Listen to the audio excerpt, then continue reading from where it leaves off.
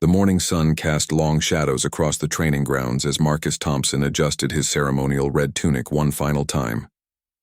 At 28, he had served as a member of the Queen's Guard for 3 years, but today felt different.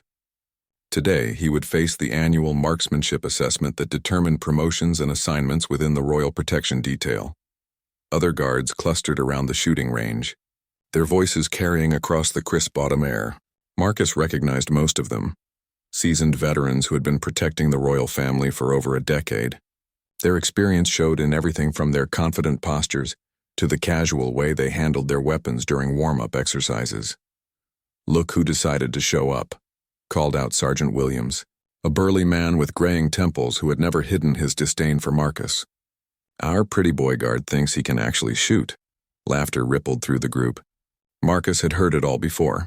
Jokes about his quiet demeanor, his preference for reading military history books during breaks, and his habit of declining invitations to join the others at the pub after duty. They saw him as soft, too bookish for the demanding world of royal protection. Marcus said nothing as he approached the firing line. He had learned long ago that words rarely changed minds, only actions did. The other guards continued their commentary, making bets on how poorly he would perform. Some predicted he would barely qualify, while others joked that he might miss the target entirely. The range officer, Captain Davies, called for attention. A respected veteran with over 20 years of service, Davies had seen countless guards come and go. He explained the day's exercises, precision shooting at various distances, timed drills, and scenario-based challenges that simulated real protection situations. Marcus listened carefully to every instruction while checking his equipment. His rifle felt familiar in his hands, though none of his colleagues knew just how familiar. To them, he was simply another ceremonial guard who stood at attention during state functions and escorted dignitaries through palace corridors. The first round of shooting began with standard targets at 100 meters. Guards took turns firing 5-round groups while others watched and commented. When Marcus's turn arrived, the chatter grew louder. Someone made a joke about needing binoculars to see where his shots would land. Settling into his shooting position, Marcus controlled his breathing and focused on the target. The familiar weight of the rifle, the smooth trigger pull, and the precise sight alignment felt like returning home after a long journey. He fired his 5 rounds in quick succession, each shot flowing naturally into the next. The spotter called out the results over the radio, and sudden silence fell over the group. 5 shots, 5 hits in the center ring. Not just good shooting, exceptional shooting that would have impressed even the most experienced marksman. "Lucky shots," muttered Sergeant Williams, though his voice lacked its earlier confidence. "Let's see him do it again." The distance increased to 200 meters, then 300. Each time Marcus delivered the same result. Tight groupings that demonstrated not just accuracy but the kind of consistency that came from years of intensive training. The jokes stopped, replaced by confused whispers and increasingly serious attention from the supervising officers. Captain Davies watched through his binoculars, his expression growing more puzzled with each perfect group. In his 2 decades of conducting these assessments, he had never seen a guard shoot with such precision. This level of marksmanship typically belonged to specialized military units, not ceremonial guards. By the time they moved to the advanced scenarios, shooting at moving targets and engaging multiple objectives under time pressure, the other guards had fallen completely silent. Marcus handled each challenge with calm efficiency, his movements precise and economical. There was no wasted motion, no hesitation, just smooth execution that spoke of extensive combat training. The final exercise involved a complex scenario designed to challenge even the most experienced guards. Multiple targets appeared at varying distances and angles, requiring rapid target acquisition and accurate shooting under pressure. Most guards struggled to achieve passing scores on this demanding test. Marcus approached the exercise with the same quiet confidence he had shown all day. As targets popped up across the range, he engaged each one with mechanical precision. His rifle moved smoothly from target to target, each shot finding its mark before moving to the next challenge. The electronic scoring system recorded hit after hit, building a score that made the observers shake their heads in disbelief. When the smoke cleared and the final scores were tallied, Marcus had achieved something unprecedented in the history of the Queen's Guard marksmanship assessments. Not only had he scored perfectly on every exercise, but he had done so with margins that suggested capabilities far beyond normal military training. Captain Davies stared at the score sheet, then at Marcus, who was calmly cleaning his rifle as if nothing extraordinary had happened. The other guards stood in stunned silence, their earlier mockery replaced by a mixture of awe and confusion. How had the quiet, bookish guard they had dismissed so easily demonstrated shooting skills that rivaled Special Forces operators? As the group began to disperse, whispers followed Marcus across the training ground. Questions hung in the air. Questions about his background, his training, and how someone they thought they knew could surprise them so completely. The man they had mocked as a mere ceremonial guard had just shattered every assumption they held about him. Word of Marcus's extraordinary performance spread through the palace like wildfire. By evening, the story had reached every corner of the royal protection detail, growing more impressive with each telling. Guards who had witnessed the shooting described it to their colleagues, emphasizing the impossible precision and calm demeanor that had left everyone speechless. Captain Davies found himself in an unusual position. As the officer responsible for training and assessments, he had to file a report on the day's results. But how could he explain scores that defied belief? How could he document shooting performance that seemed to belong in Special Forces records rather than ceremonial guard files? He decided to dig deeper into Marcus Thompson's personnel file, searching for clues that might explain the mystery.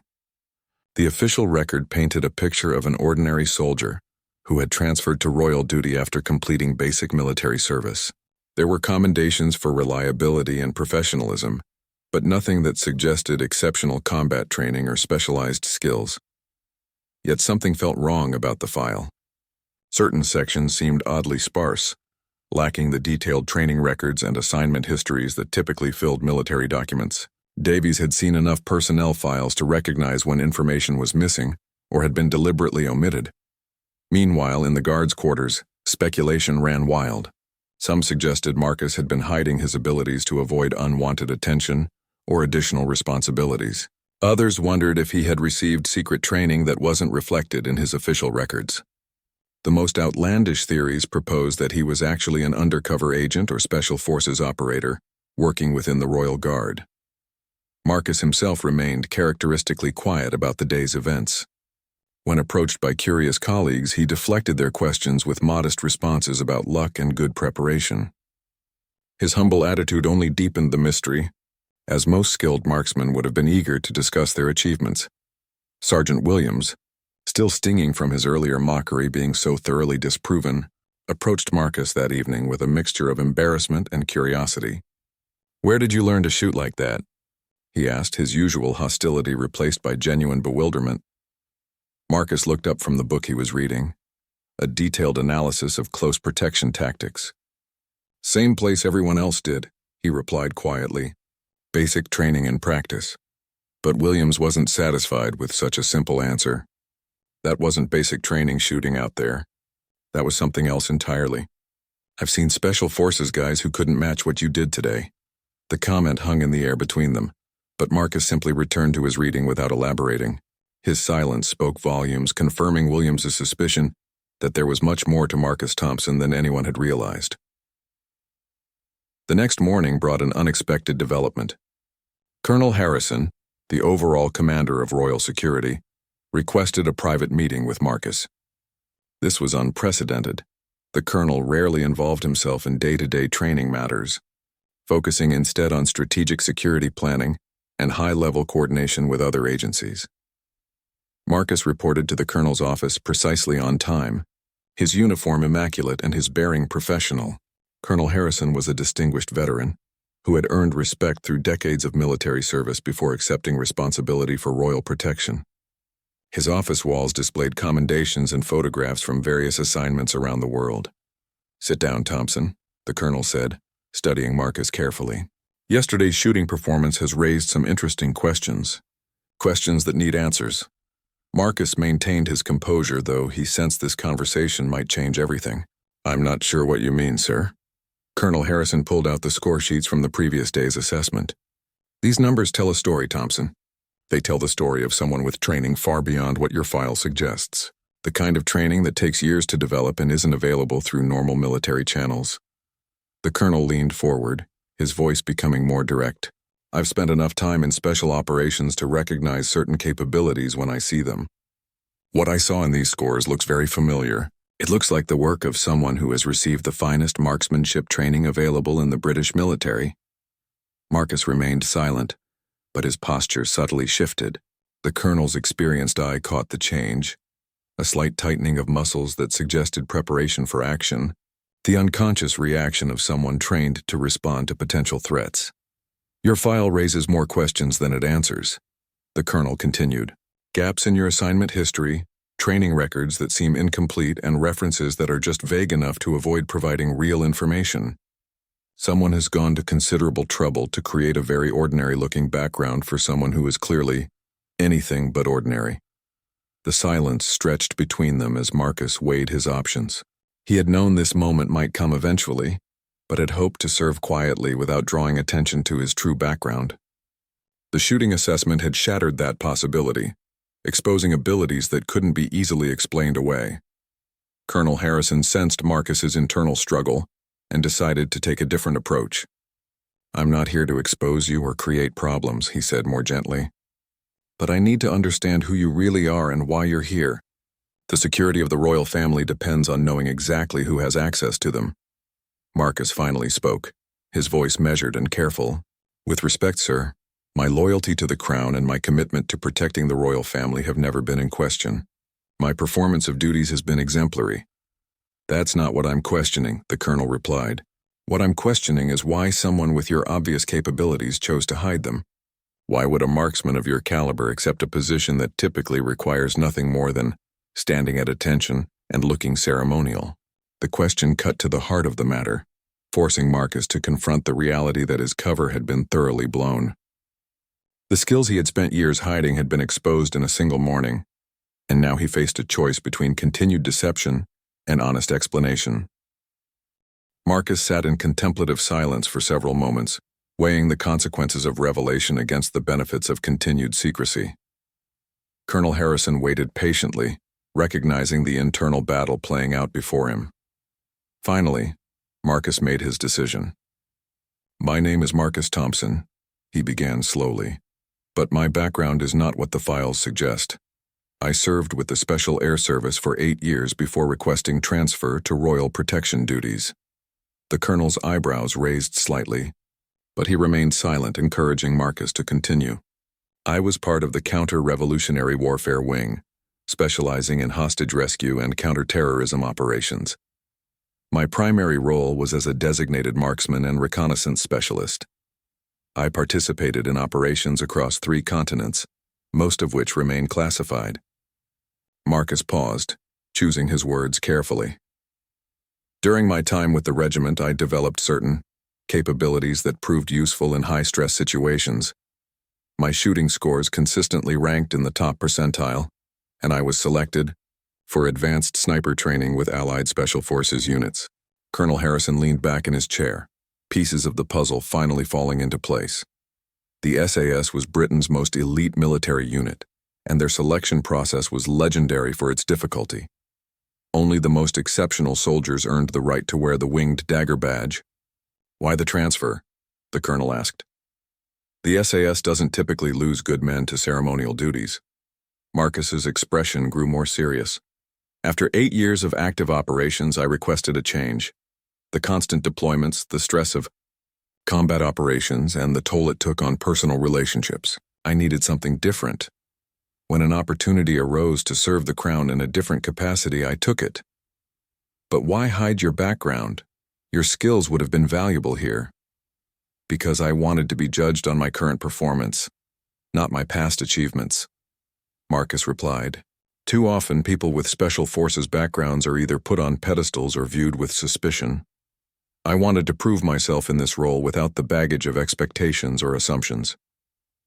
The colonel nodded thoughtfully. He had seen both.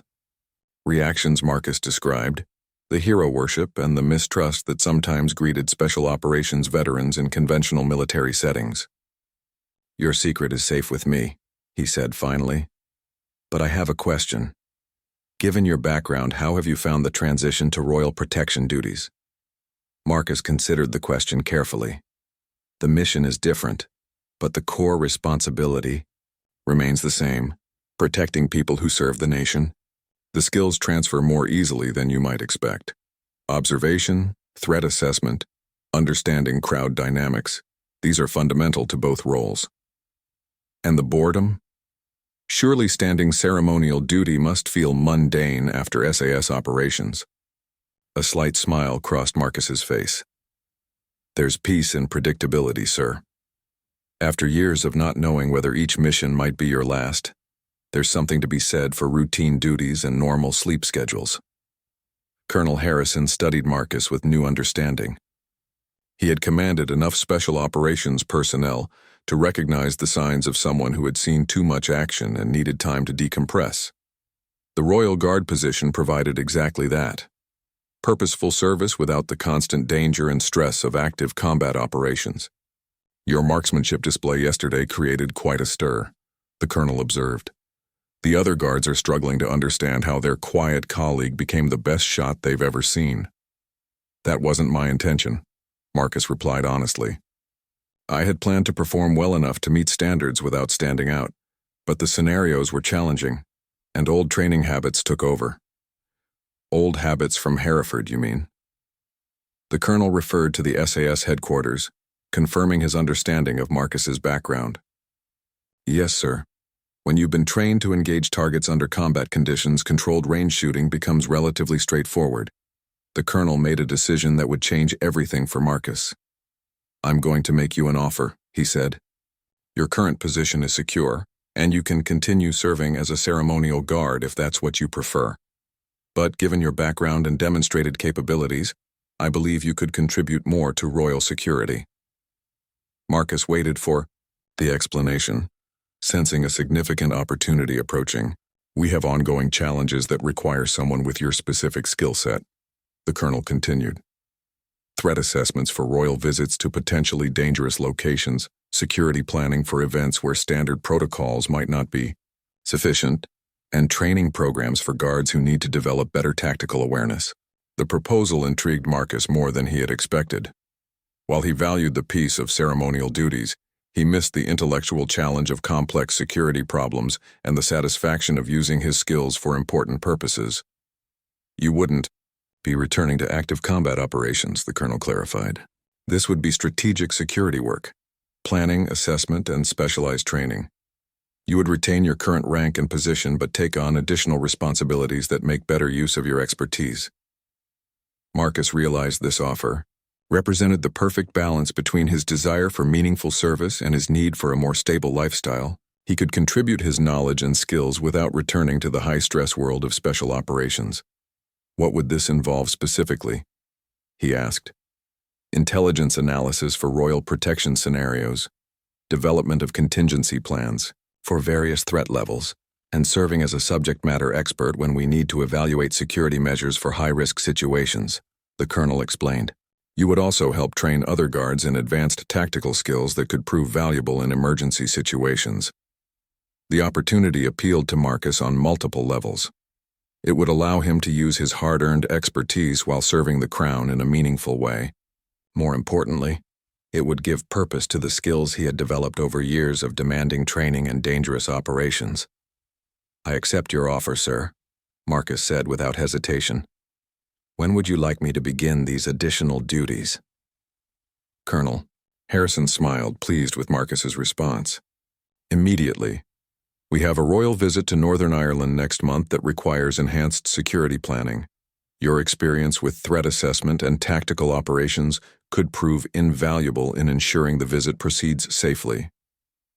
Within hours of his meeting with Colonel Harrison, Marcus found himself in a secure briefing room reviewing intelligence reports and threat assessments for the upcoming royal visit to Belfast. The familiar feeling of analyzing complex security scenarios brought back memories of mission planning sessions at Hereford. Though the stakes here felt different, more personal somehow, the briefing materials painted a concerning picture. Recent intelligence suggested increased activity from dissident Republican groups who opposed the peace process, While major terrorist organizations had largely abandoned violence, smaller splinter groups remained active and unpredictable. The royal visit represented a high-profile target that could attract unwanted attention. Marcus studied satellite imagery of the proposed route, identifying potential vulnerabilities that standard security protocols might miss. His SAS training had taught him to think like both protector and aggressor, enabling him to spot weaknesses that others might overlook. Building rooftops, crowd control points, and escape routes all required careful analysis. Major Reynolds, the senior protection officer assigned to the Belfast visit, joined Marcus in the briefing room. A career royal protection specialist with 15 years of experience, Reynolds had initially been skeptical about involving a ceremonial guard in serious security planning. Colonel Harrison's endorsement had been necessary to overcome his reservations. "So you're the guard who's been causing all the excitement," Reynolds said, settling into a chair across from Marcus. "The colonel tells me you have some relevant experience for this operation." Marcus looked up from the intelligence reports. 8 years with the regiment, including several deployments to Northern Ireland during the later stages of the Troubles. "I'm familiar with the operational environment and the tactics used by various groups." Reynolds' demeanor shifted noticeably. The regiment was universally respected within British military and security circles. Its members had earned legendary status through decades of successful operations in the most challenging environments imaginable. "What's your assessment of the current threat level?" "Higher than the official reports suggest," Marcus replied without hesitation. "The dissident groups may lack the organizational capabilities of the provisional IRA, but they're more unpredictable. Their targeting decisions aren't always rational, which makes them potentially more dangerous in some ways." Marcus pointed to several locations on the route map. "These areas concern me most. Limited escape routes, multiple elevated positions for potential shooters, and crowd control challenges that could create confusion during an emergency." Reynolds studied the locations Marcus had identified, impressed by the tactical analysis. "What would you recommend?" "Alternative routes for specific segments, enhanced counter-sniper coverage, and additional plainclothes protection officers distributed throughout anticipated crowd areas," Marcus answered. "We should also consider decoy movements and variable timing to reduce predictability." The suggestions reflected sophisticated understanding of both protection principles and operational security. Reynolds realized that Marcus's input could significantly improve their planning, bringing perspective that came from years of operating in hostile environments. Over the following weeks, Marcus threw himself into the planning process with enthusiasm he hadn't felt since leaving the SAS. He analyzed every aspect of the visit, from arrival procedures to crowd management strategies. His recommendations were detailed, practical, and based on extensive operational experience. The other guards watched this transformation with amazement. The quiet colleague they had known for 3 years had suddenly become a key figure in major security operations. Some felt embarrassed about their earlier treatment of him, while others struggled to reconcile their assumptions with the reality of his capabilities. Sergeant Williams approached Marcus one evening as he worked late in the planning room. Maps and intelligence reports spread across multiple tables. "I owe you an apology," he said simply. "I was wrong about you, and I'm sorry for the way I treated you." Marcus looked up from his work, appreciating the gesture. "No apology necessary. You judged based on what you saw, which was exactly what I wanted you to see." "Why hide what you were?" Williams asked. "Being SAS is something to be proud of." "Pride wasn't the issue," Marcus replied. "I needed time to figure out who I wanted to be outside of that identity. The regiment becomes part of who you are, but it can't be everything you are forever." Williams nodded thoughtfully. "Are you going back to that world?" "No, but I'm finding ways to use those skills in service of the same mission, protecting people who matter to the nation, just in a different context." The conversation marked a turning point in Marcus's relationships with his colleagues. Word spread that he had volunteered to share his tactical knowledge through training sessions, offering to teach advanced skills that could benefit the entire protection detail. The offer was enthusiastically accepted. Marcus began conducting evening training sessions on subjects ranging from threat recognition to emergency response procedures. His teaching style was patient and practical, focusing on skills that guards could realistically implement in their daily duties. The sessions were voluntary, but attendance was consistently high. During one session on situational awareness, Marcus demonstrated techniques for scanning crowds and identifying potential threats. The key is developing systematic observation patterns, he explained to the assembled guards. Your eyes should constantly move, but with purpose. Look for anomalies, behavior that doesn't fit the environment. He had the guards practice identifying planted observers in controlled scenarios, teaching them to recognize the subtle signs that distinguished legitimate security personnel from potential threats. The exercises revealed how much the guards' awareness could improve with proper training and practice. Captain Davies attended several sessions, impressed by Marcus's ability to break down complex tactical concepts into understandable, actionable guidance. You're a natural instructor, he told Marcus after one particularly effective demonstration. Have you considered making this a larger part of your role? The suggestion appealed to Marcus. Teaching allowed him to share knowledge gained through years of intensive training and operational experience. More importantly, it helped ensure that other guards could better protect themselves and the royal family in challenging situations. As the Belfast visit approached, Marcus found himself playing an increasingly central role in security preparations. His analysis had led to significant modifications in the planned itinerary, and his recommendations for enhanced protection measures had been implemented throughout the operation. The transformation was remarkable. In a matter of weeks, Marcus had evolved from a dismissed ceremonial guard to a respected security expert, whose input was actively sought by senior officers. The revelation of his true background had opened doors he hadn't expected, creating opportunities to serve in ways that utilized his full range of capabilities. The morning of the Belfast visit arrived with unseasonably heavy rain and gray skies that seemed to match the tension in the security command center. Marcus stood before a bank of monitors displaying feeds from dozens of cameras positioned along the royal route, his trained eyes scanning for anything unusual. The months of planning were about to be tested in the real world. Colonel Harrison joined him at the observation post, reviewing final preparations with the calm professionalism that had earned him respect throughout his career. Your modifications to the route have been implemented, he informed Marcus. The counter-sniper teams are in position at all the locations you identified as priority concerns. Marcus nodded, still focused on the camera feeds. His SAS experience had taught him that the most dangerous moments often came when everything appeared to be going according to plan.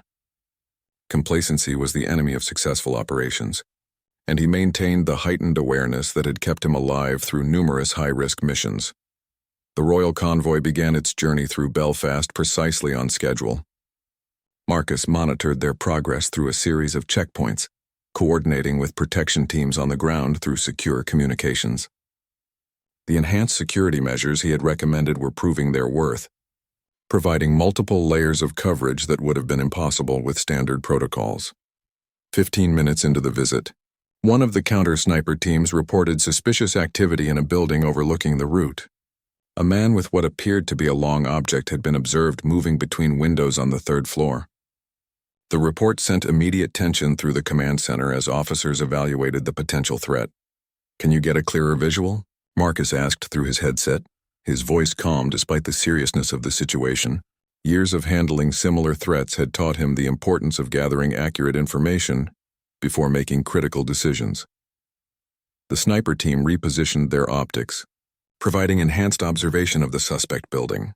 After several tense minutes, they reported that the object in question appeared to be a professional camera with a telephoto lens rather than a weapon. The man was likely a photographer attempting to capture images of the royal visit from an elevated position.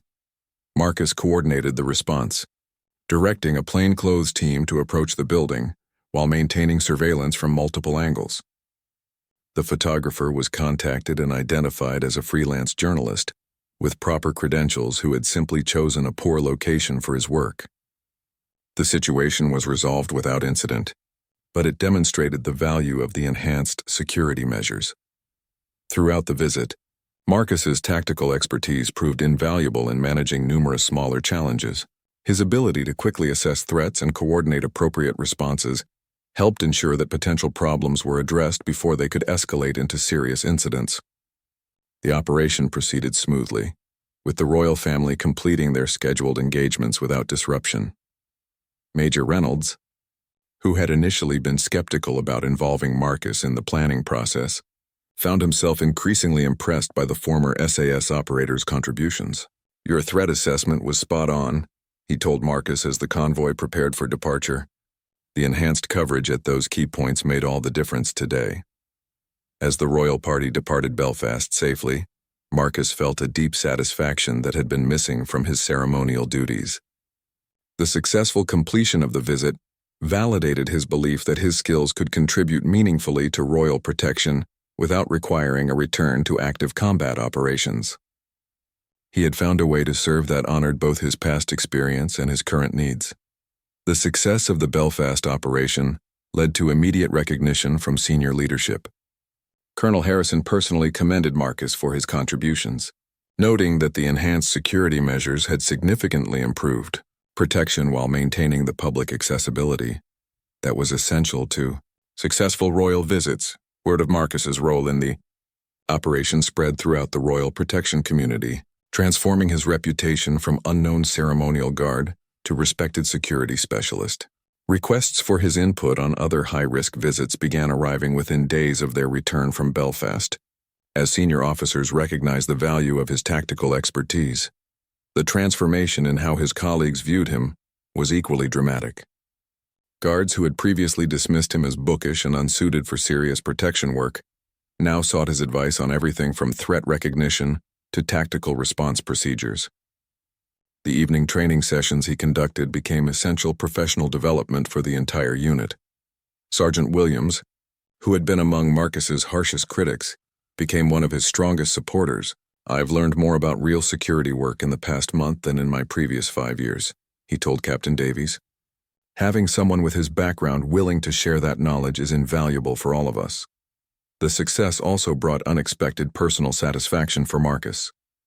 For the first time since leaving the SAS, he felt that his skills and experience were being fully utilized in service of a mission he believed in completely. The royal family represented continuity and stability that he valued deeply, and protecting them felt like a natural extension of his years, defending British interests around the world. More importantly, he had discovered a way to maintain his connection to the special operations community while building a more sustainable career path. The intense demands of SAS operations had taken their toll over 8 years, but this new role allowed him to contribute his expertise without the constant stress and personal sacrifices that active duty required. Colonel Harrison called Marcus to his office the day after their return from Belfast. "I want to formalize your new responsibilities," he announced. "Your performance on this operation demonstrates that we need your skills on a permanent basis. I'm creating a new position, Senior Tactical Advisor for Royal Protection. The role would combine your current ceremonial duties with ongoing responsibility for threat assessment and security planning." The offer represented everything Marcus had hoped for. When he first considered leaving the SAS, it provided meaningful work that utilized his capabilities while offering the stability and predictability he had been seeking. More importantly, it allowed him to serve the crown in a way that honored both his past achievements and his future aspirations. "I accept the position," Marcus replied without hesitation. "When do I start?" "You already have," Colonel Harrison smiled. "Consider the Belfast operation your first official assignment. We have 3 more high-risk visits planned for the next quarter, and I want your input on all of them." As Marcus left the colonel's office, he reflected on the unexpected journey that had brought him to this point. A single morning at the shooting range had changed everything, revealing capabilities he had tried to hide and opening doors he hadn't known existed. The mockery he had endured from his colleagues seemed like a distant memory, replaced by respect earned through demonstrated competence and genuine contribution to their shared mission. 6 months after the Belfast operation, Marcus had established himself as an indispensable member of the Royal Protection Team. His new office adjoined the main security planning center, its walls covered with maps, threat assessments, and tactical diagrams that reflected his expanded responsibilities. The transformation from overlooked ceremonial guard to senior tactical advisor seemed complete, but the most significant challenges still lay ahead.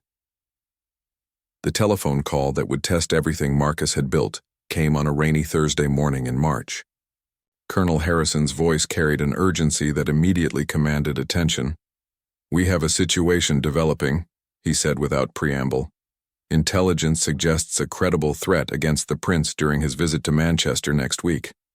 This isn't the usual assessment of general risk. We're looking at specific, actionable intelligence that indicates an active plot. Marcus was in the colonel's office within minutes, where he found Major Reynolds and Detective Inspector Sarah Mitchell from the Metropolitan Police's Counter-Terrorism Command already assembled. The atmosphere was tense as classified documents were distributed, revealing the scope of the threat they faced.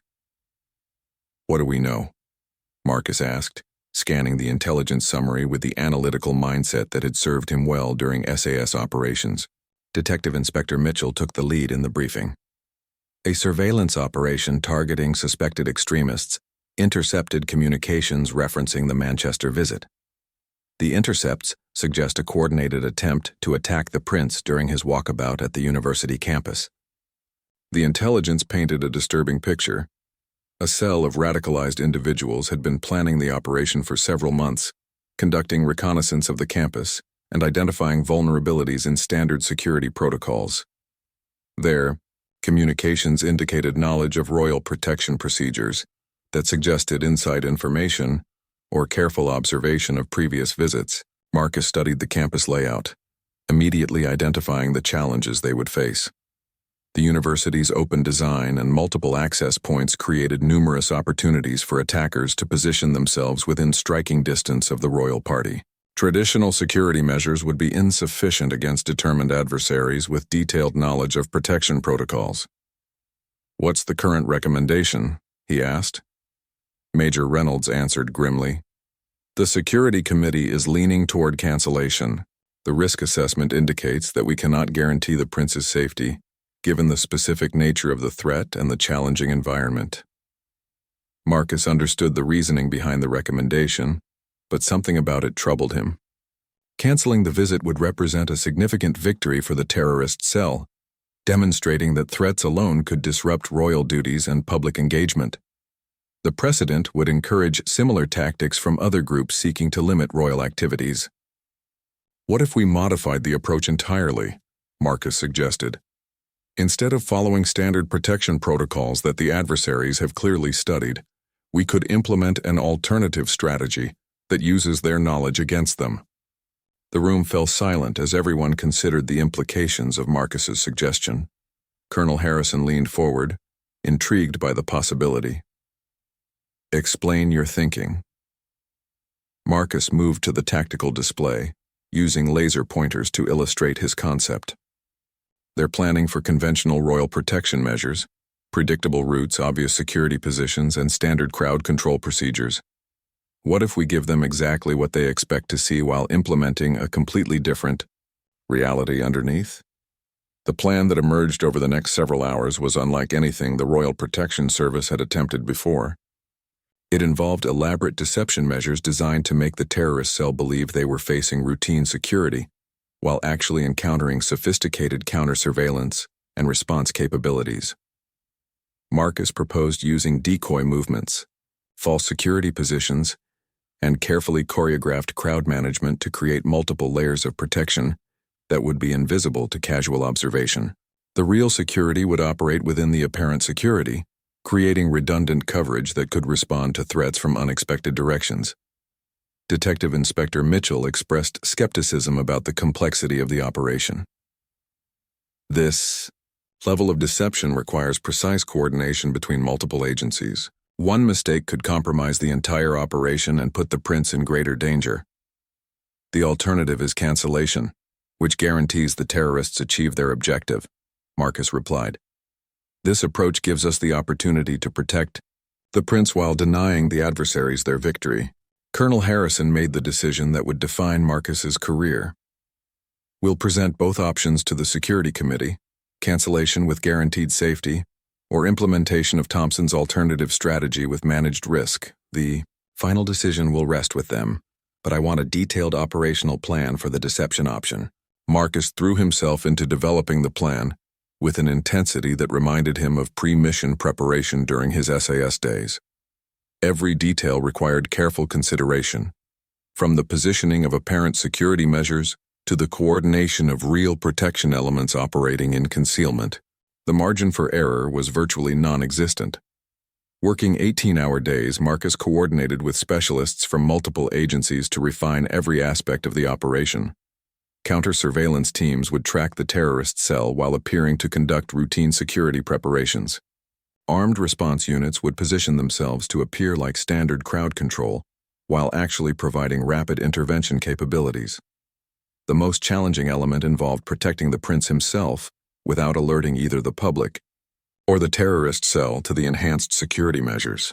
Marcus developed a system of concealed protection officers who would blend seamlessly into the crowd while maintaining defensive positions around the royal party. The breakthrough came when Marcus realized they could use the university's own security infrastructure to their advantage. Students and faculty naturally moved throughout the campus in predictable patterns, providing perfect cover for disguised protection officers. By timing the visit to coincide with normal class changes, they could position their people within natural crowd flows. 3 days before the Manchester visit, Marcus received confirmation that the security committee had approved his plan. The decision carried enormous weight. If the operation succeeded, it would demonstrate the value of innovative tactical thinking in royal protection. If it failed, the consequences would be catastrophic for both the prince's safety and Marcus's career. The final briefing took place in a secure facility outside London, bringing together representatives from every agency involved in the operation. Marcus stood before the assembled team, feeling the weight of responsibility that came with leading such a complex mission. The faces looking back at him reflected a mixture of confidence and apprehension as he outlined the final details. Success depends on everyone playing their assigned role perfectly, he emphasized. The terrorist cell will be watching for signs that we've detected their presence. Any deviation from apparently normal security procedures could alert them to modify their plan or abort the operation entirely. Detective Inspector Mitchell raised a crucial point. What happens if they proceed with the attack despite our precautions? How do we ensure rapid response without compromising the deception? Marcus had anticipated the question and developed detailed contingency procedures. Each response team has predetermined signals and reaction protocols. The moment any threat becomes active, we abandon the deception and implement maximum protection measures. The prince will be extracted immediately, while response teams neutralize the threat. The operation required split-second timing and flawless communication between multiple agencies operating under intense pressure. Marcus felt the familiar pre-mission tension that had preceded every SAS operation, but also the confidence that came from thorough preparation and experienced personnel. As the team dispersed to make final preparations, Colonel Harrison pulled Marcus aside for a private conversation. "You've put everything on the line for this operation," he observed. "Are you confident it will work?" Marcus considered the question carefully before responding. "I'm confident we've done everything possible to protect the prince while maintaining his ability to fulfill his public duties. That's ultimately what royal protection is about, enabling service to the nation while managing the inherent risks." The colonel nodded, satisfied with the answer. "Tomorrow will determine whether your approach represents the future of royal protection or a costly mistake. Either way, you've earned the right to see it through." That evening, Marcus found himself unable to sleep as he mentally rehearsed every aspect of the operation. The complexity of coordinating so many moving parts while maintaining operational security created stress levels he hadn't experienced since leaving the SAS. But underneath the anxiety lay a deep satisfaction at being entrusted with such critical responsibility. The Manchester operation would prove whether his vision for enhanced royal protection could work in practice. More importantly, it would demonstrate whether the skills and experience he had gained through years of special operations could be successfully adapted to serve the crown in this new context. As dawn approached, Marcus prepared for what would become the defining moment of his transition from hidden SAS operator to recognized security expert. The success or failure of the next 24 hours would determine not just the immediate safety of the prince, but the future direction of royal protection in an increasingly dangerous world. The morning of the Manchester visit dawned clear and bright, a stark contrast to the tension that filled the mobile command center Marcus had established near the university campus. Banks of monitors displayed feeds from dozens of surveillance cameras, while secure communication channels connected him to teams positioned throughout the area. Every element of his elaborate plan was now in motion. At precisely 9:30, counter-surveillance teams confirmed that members of the terrorist cell had taken up positions around the campus, exactly as intelligence had predicted. Marcus watched their movements through carefully concealed cameras, noting how they positioned themselves at locations that would provide optimal attack opportunities under normal security protocols. "They're following their plan perfectly," Detective Inspector Mitchell observed from her position at the communications console. "The deception appears to be working." Marcus maintained his focus on the tactical display, tracking both the terrorist cell and his own protection teams through the complex choreography he had designed. The apparent security measures were performing exactly as intended, creating the illusion of routine royal protection, while concealing the sophisticated countermeasures operating beneath the surface. The prince's convoy arrived at the university precisely on schedule, proceeding along the predetermined route that the terrorist cell had studied for months. To casual observation, the security arrangements appeared standard: uniformed officers at obvious positions, crowd barriers in predictable locations, and protection officers maintaining their usual formation around the royal party. What the terrorists couldn't see were the dozens of armed plainclothes officers positioned throughout the crowd, the concealed counter-sniper teams covering every elevated position, and the rapid response units standing by at strategic locations around the campus. Marcus's deception had hidden an unprecedented security presence in plain sight. As the prince began his walkabout among the students and faculty, Marcus monitored the terrorist cell's communications through listening devices that had been discreetly placed during the previous night's surveillance operations. Their chatter indicated confidence that the attack would proceed as planned, confirming that the deception remained intact. The critical moment arrived when the prince paused to speak with a group of engineering students near the main laboratory building.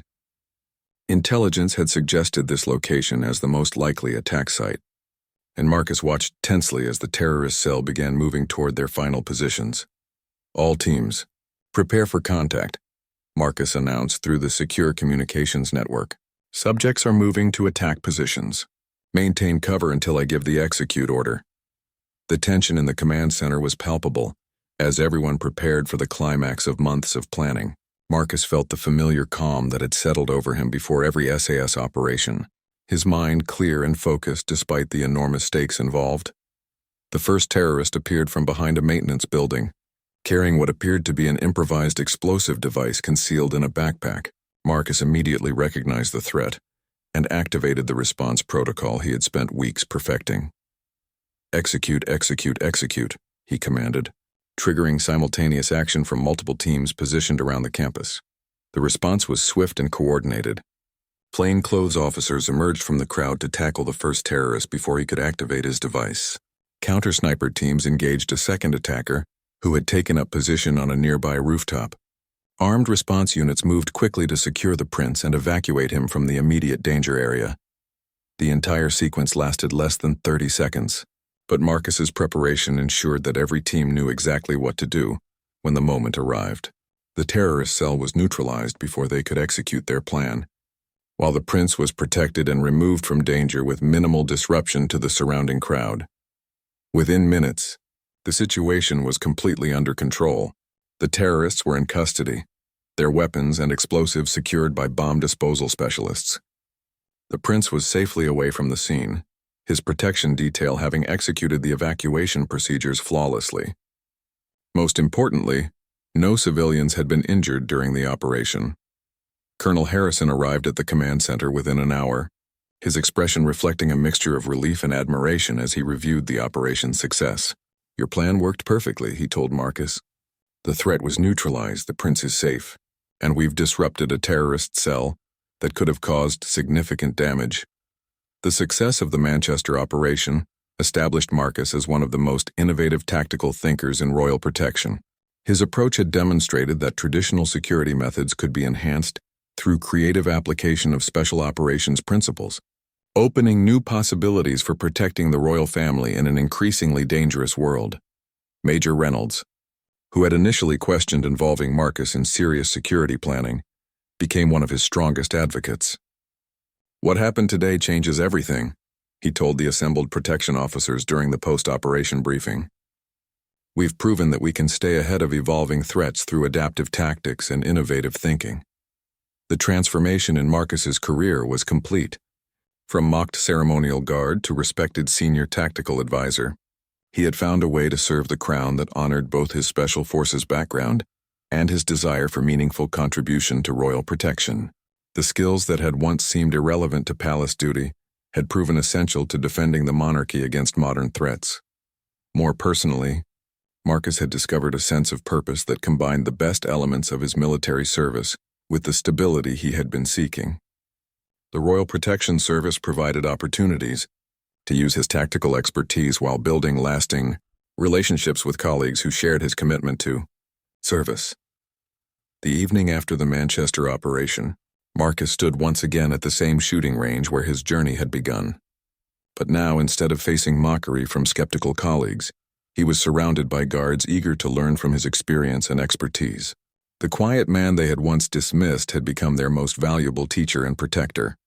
Sergeant Williams approached him as the training session concluded, extending his hand in genuine respect. "Thank you," he said simply, "for everything you've taught us and for showing us what real service looks like." Marcus accepted the handshake, thinking about how much had changed since that morning when his exceptional marksmanship had first revealed his hidden capabilities. The skills that had made him one of the SAS's finest soldiers had found new purpose in protecting the institution he had always served, just in ways he had never imagined possible. The Royal Guard, who had once been mocked at target practice, had proven himself to be exactly what the Crown needed: a protector whose dedication, skill, and innovative thinking could adapt to any challenge. His story had become proof that true capability often lies hidden beneath the surface, waiting for the right moment to emerge and serve a greater purpose.